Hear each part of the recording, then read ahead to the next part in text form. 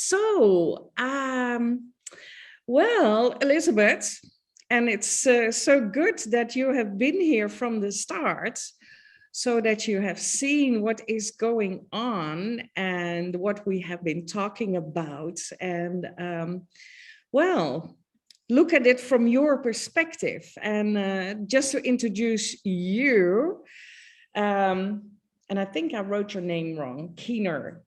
You said it right. You wrote it wrong, but it's okay. It's the other way around. So Vice President Capgemini, and that is also something that I learned here. For me, that's Capgemini, but that is the very Dutch. So Capgemini invents and most focus on enterprise transformation. So that is what we are talking about here. She's an evangelist for workforce transformation, passionate about both equity and a multi-generational workforce, board member Nerdy Girl Success and Polaris, Forbes HR Council, Forbes Women Forum, author of Good Girls Don't Make History, another great title. And she was one of the members of the jury of the 40 over 40, the world's most inspiring women, also with Robert Baker, who is also today here in this session. So, Elizabeth, a lot has been said, a lot has been done, but we love to hear your perspective. The floor is yours. Thank you so much. It's good to see you all and be with you mostly over the past 2 hours. I had to take a detour to 1 or 2 calls along the way, but caught most of the presentations, so thank you. I just wanted to share a little bit of background on my side and some things that resonated with me as far as what I heard from some of the other speakers. I also lost my father when he was 40 years old and I was 16. So I also come to my life and my work with the perspective of being grateful for every single day. And it was interesting to hear someone else who had lost a loved one so young and how that frames your worldview and your mindset ultimately for your entire life. So I had a great appreciation of that and also appreciate the fact of shifting our mindsets to having second, third, and fourth chapters of our life. So like this vampire poster behind me is a film poster because I started my career in education in film and filmmaking. I went to film school, worked in advertising and marketing for very many years, and then eventually transitioned after owning my own company for 8 years to a position at IBM because I was becoming so obsessed with technology. I wanted to understand data and AI and everything that was happening in those spaces. And that led me down the path that resulted in me being at Capgemini today. Within Capgemini and my role, I'm focused on workforce and organization. So everything that we're talking about here as far as the era that we're living in is one of being in a cross-generational workforce. And with that cross-generational workforce, we need to be conscientious every day of creating cross-generational empathy. And we can feel that very astutely on the employee side. I also have a number of companies coming to us right now asking for help as far as helping their salespeople to know how to navigate a cross-generational customer base as well. So it happens on both sides of the equation, both on our lives as employees, as well as our lives as customers or consumers. So it's interesting to see this at the moment. And as I was thinking about this conversation this week, I also came across a quote from David Bowie, which I had never heard of before. But he was a pretty insightful fellow. So it didn't surprise me to hear him say this, but the quote is, aging is an extraordinary process whereby you become the person you always should have been. And that also really stuck with me as far as not everyone realizes as we age, we step into ourselves and grow into ourselves even more.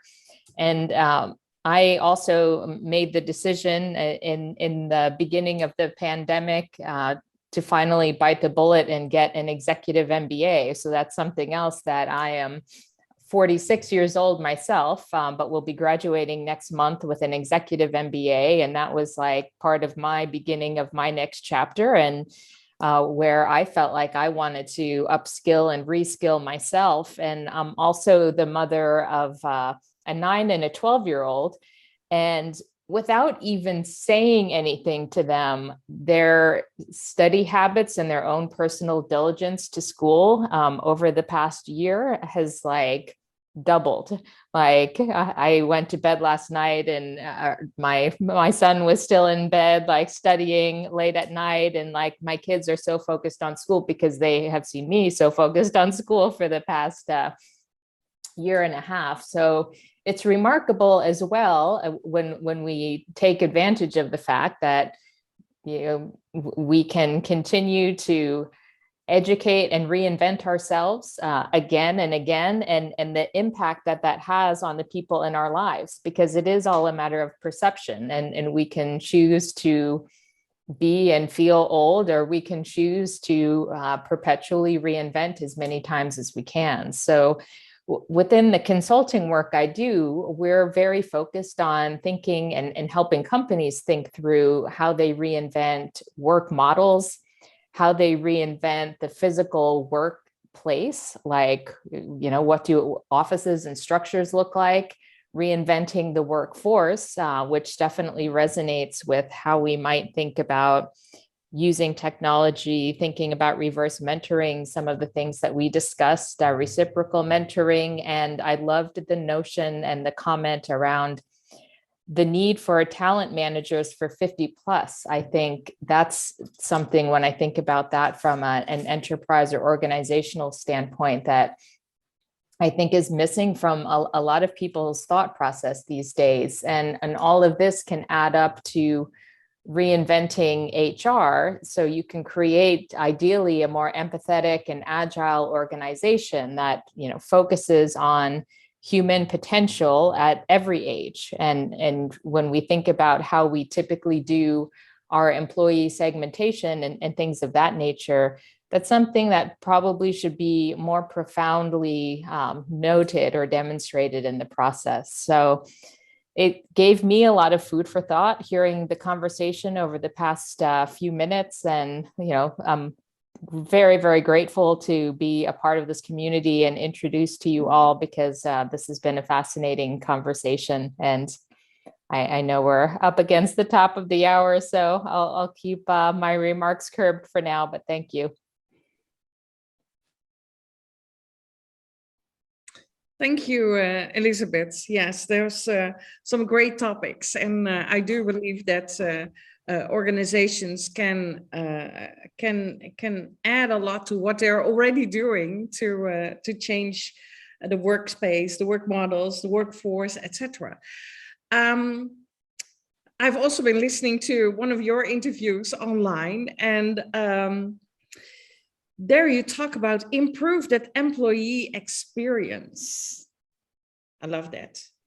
So how can you improve employee experience, looking from your perspective? Yeah, I think the beginnings of that needs to start with a lot of listening. And I bring the approach to the work that I do is really driven by empathy and design thinking. And while I was at IBM, I became very immersed in design thinking and use that as a tool that I bring into the people in the HR space to really create a profound level of understanding before we come up with any sort of recommendations or take action. So I think that the need to create, I talked a little bit about this a moment ago, not only employee segmentation, but getting into personas and archetypes and really understanding, you know, who are the people that compose this organization, and how do I create, even if I'm in a company of 300,000 people, something that feels like a highly personalized and you know, bespoke to them experience, even if it's not. Mm-hmm. Okay, thank you. We have time for one or two questions for Elizabeth. Anyone?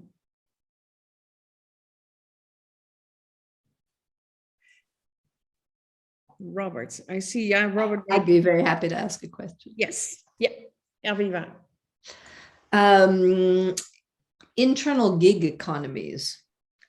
Gig economies generally, do you see this as a huge potential for getting and keeping the older half in the workplace, or a huge risk to us all? I think it is a huge potential, in fact, and I have seen just within our client base, a lot of global multinational companies looking to build that capability where maybe not all of them are nimble enough to have a setup to have this more flexible gig economy workforce.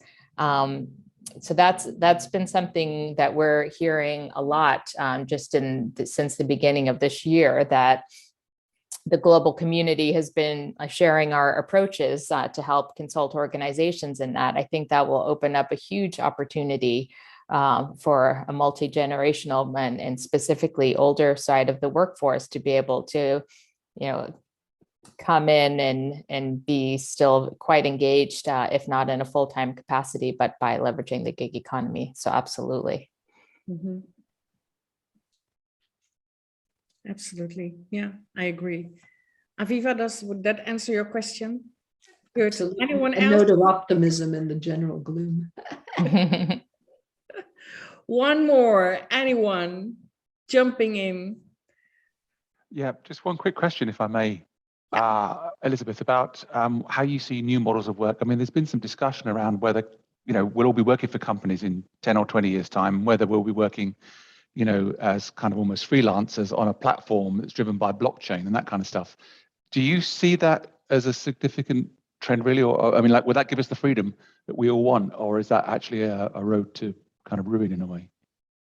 Yeah, it's an interesting concept, and I've heard many people talk about that and some really great podcasts. I think there was an HBR one on this topic that was thinking, could you split your time 50%, 50%, like say you're a hot commodity, you're an amazing data scientist, and you could work equally for this 50% for this airline, 50% for this bank, and maybe they have a partnership with each other, so they're not even in like any sort of competition. So how would that not be beneficial, both probably to the individual talent as well as the companies? And I think some of the barriers to that, which I otherwise see could be a mutually successful construct, is at least in the US, so much of our benefits in healthcare is tied to one FTE employer. So we need there to be more flexibility in the surrounding benefits and perks and how those are administered to employees, as well as things like how Social Security is tracked and everything.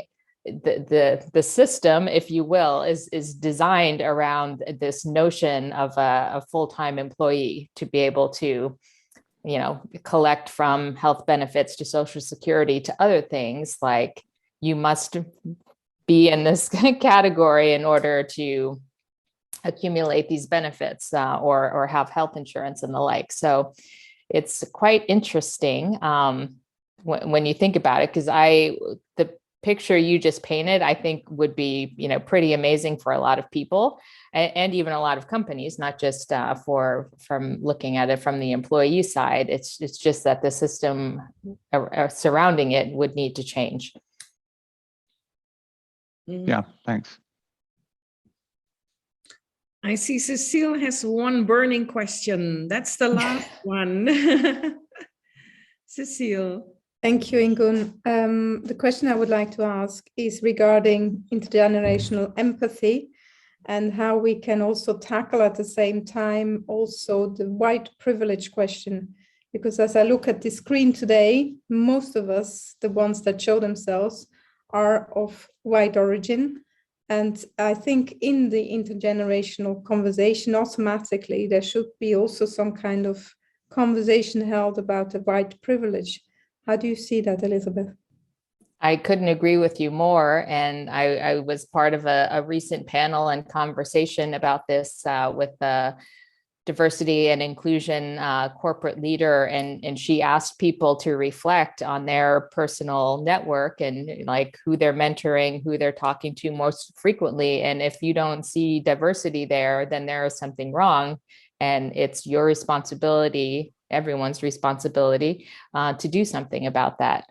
And I think that's still remains to be a profound challenge, and something in many countries around the world that individuals need to be, I think, much more aggressive and assertive, and not just recognizing, like the recognition is the first step, but then going and doing something about it. Thank you, Elizabeth. Yeah. Thank you. Thank you. Yeah, I was recently in an online meeting with the Life Planning Network, and that it was addressed as what is happening with with this group. So really interesting topic, Cecile, and also something that we do need to discuss and address.